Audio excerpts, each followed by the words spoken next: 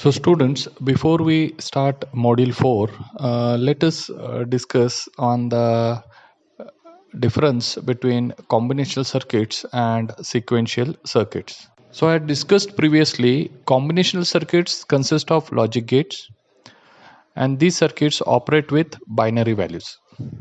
The output yes of a combinational circuit depends on the combination of the present inputs. So here you can see the block diagram of a combinational circuit where a combinational circuit has n input variables and m output values. Each combination of the input variable will affect the output yes. The various combinational circuits that you people have already studied is your decoders, encoders, multiplexer, demultiplexer, your programmable logic devices, and your arithmetic circuits, which consist of your binary adder, half adder, full adder, half subtractor, full subtractor, and so on. Now let us discuss on the digital sequential circuits. So as discussed previously, your combinational circuits have a set of output which completely depend only on the combination of the present inputs that you are feeding it to that particular circuit. So here you have a block diagram of a sequential circuit where you can see we have a combinational circuit, a memory element, the inputs are fed through the input points and you have the output, and you can see uh, the output which is coming out from the combinational circuit is fed back as an input to the memory element, and the output of the memory element is fed back as an input to the combinational circuit. So the sequential circuit consists of a set of inputs and output S. The output S of a sequential circuit depends not only on the combination of the present inputs but also on the previous output S as shown in the block diagram. The previous output is nothing but the present state. Therefore, a sequential circuit contains combinational circuits along with the memory storage elements. Some sequential circuit may not contain combinational circuit, but only memory elements. So you have a table which shows the difference between a combinational circuit and a sequential circuit. So you can see here in the combinational circuit, the output depends only on the present input. Whereas in sequential circuit, the outputs depend on both the present input as well as the present state. In combinational circuit, feedback path is not present. Whereas in a sequential circuit, we have a feedback path present as shown in your block diagram. In a combinational circuit, memory elements are not required, whereas in a sequential circuit, memory elements are required. In a combinational circuit, clock signal is not required, whereas in sequential circuit, clock signals are required. Combinational circuits are easy to design, whereas sequential circuits are difficult to design. So the different types of sequential circuits are, there are two types of sequential circuits. One is your asynchronous sequential circuit and your synchronous sequential circuit. So what is asynchronous sequential circuit? If some or all the output of a sequential circuit do not change with respect to the active transition of a clock signal, then the sequential circuit is called as asynchronous sequential circuit. That means all the outputs of asynchronous sequential circuit do not change at the same time. Therefore, most of the outputs of asynchronous sequential circuit are not in synchronous with either only positive edge or only negative edge of the clock signals. This is about your asynchronous sequential circuit.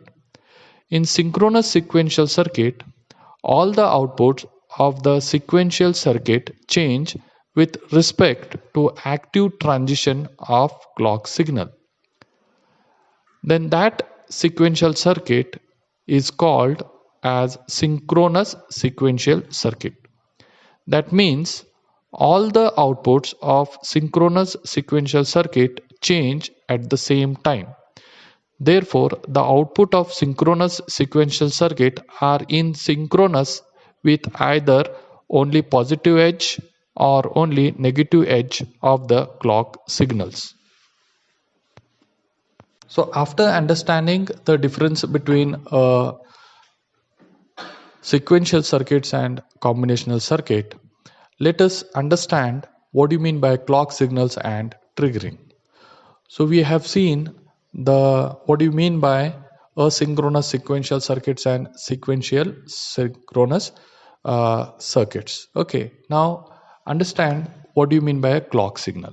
Okay, and types of triggering that happen with respect to this clock signal. So basically, what is clock signal? A clock signal is a periodic signal, and its on time and off time need not be the same. We can represent the clock signal as a square wave when both its on time and off time are same. The clock signal is as shown in the following figure. The above figure shows the square wave of a clock signal. The signal stays at logic high, that is at 5 volts, for some time and stays at logic low, that is at 0 volt, for equal amount of time. This pattern repeats with some time period. In this case, the time period will be equal to either twice of on time or twice of off time. We can represent the clock signal as train of pulses when on time and off time are not same. This clock signal is shown in the following figure. Here you can see the on time and off time of the clock signal are not happening at the same time. So in the above figure, you can see the train of pulses is considered as a clock signal. The signal stays at logic high, that is for 5 volts, for some time and stays at logic low, that is for 0 volt, for some other time. So the on time and off time of this clock pulses is varying. This pattern repeats with some time period. In this case, the time period will be equal to sum of on time and off time.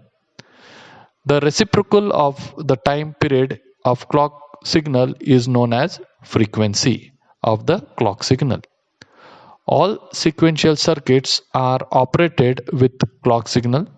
So the frequency at which the sequential circuits can be operated, accordingly the clock signal frequency has to change. So there are different types of triggering. Okay, following are the two possible types of triggering that are used in sequential circuits. One is the level triggering and the second one is the edge triggering. So let us understand what do you mean by level triggering. So there are two levels, namely logic high and logic low in clock signal. Following are the two types of level triggering, that is positive level trigger and the second one is your negative level triggering. If the sequential circuit is operated with the clock signal when it is in logic high, then that type of triggering is known as positive level triggering. The clock signal with a positive level triggering is as shown in the above figure.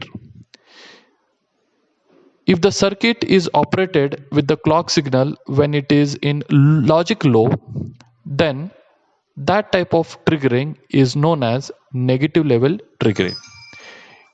It is highlighted in the above figure. Here you can see the Whenever the clock signal is going low, then it is called as the low level or the negative level triggering. So this was all about your level triggering. Okay, now let us understand about edge triggering. There are two types of transitions that occur in clock signal. That means the clock signal transitions either from logic low to logic high or logic high to logic low. Following are the two types of edge triggering based on the transitions of a clock signal. One is your positive edge triggering and the second one is your negative edge triggering. If the sequential circuit is operated with the clock signal that is transitioning from logic low to logic high, then that type of triggering is known as positive edge triggering. It is also called as rising edge triggering as shown in the figure. So here the arrow mark indicates that the signal is moving from low to high, that is logic low to logic high. And when the signal is rising from logic low to logic high, then this type of triggering is known as positive edge triggering. If the sequential circuit is operated with the clock signal that is transitioning from logic high to logic low, then that type of triggering is known as negative edge triggering. It is also called as falling edge triggering. Figure shows the negative edge triggering. Here you can see the arrow mark is falling from the logic high to logic low. Whenever the signal is falling from logic high to logic low, then such triggering is known as negative edge triggering. This is all about your types of triggering, and we have understood about the clock signals and triggering, which is very important to understand to the concept that we are going to discuss in module number 4. Hope you have understood the concept of digital sequential circuit and your combinational circuit, the differences that we have discussed. What do you mean by asynchronous sequential circuit and synchronous sequential circuit? And finally, we have discussed about clock signals and triggering. Okay, so in next class, we are going to discuss about the latches in flip-flops. Thank you.